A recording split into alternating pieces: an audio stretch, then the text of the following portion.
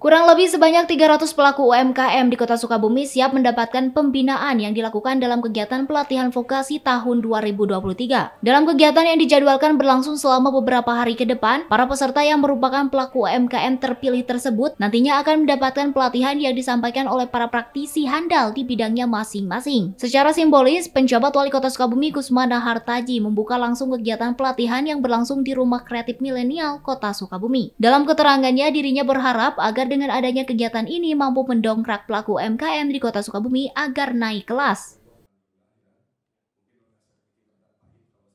Alhamdulillah, ini adalah salah satu upaya pemerintah untuk memberikan edukasi, pelatihan, peningkatan kapasitas sumber daya manusia, terutama generasi muda, menumbuhkan kewirausahaan karena tanggung jawab bersama.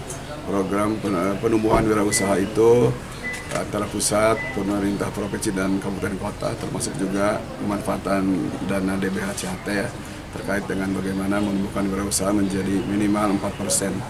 Sekarang Indonesia baru 3,19% sekian lah, jadi masih cukup tantangan ya. Salah satunya kita juga ingin menumbuhkan di peningkatan keterampilan dan kemampuan para pelaku usaha untuk lebih profesional dalam mengembangkan usahanya. Sementara itu, senada dengan PJ Wali Kota, Agus Mulyana selaku Kepala Bidang Koperasi dan UMKM pada Diskomindag Kota Sukabumi mengatakan, pada kegiatan pelatihan ini ada 6 kelas yang disediakan bagi para pelaku UMKM untuk mereka pilih. Selain itu, dirinya menyebutkan, selain diadakan di Rumah Kreatif Milenial Kota Sukabumi, kegiatan pelatihan vokasi tahun 2023 ini juga diadakan di SMK Negeri 3 Kota Sukabumi. Kegiatan ini terdiri dari 6 angkatan ya, 6 angkatan atau 6 kelas.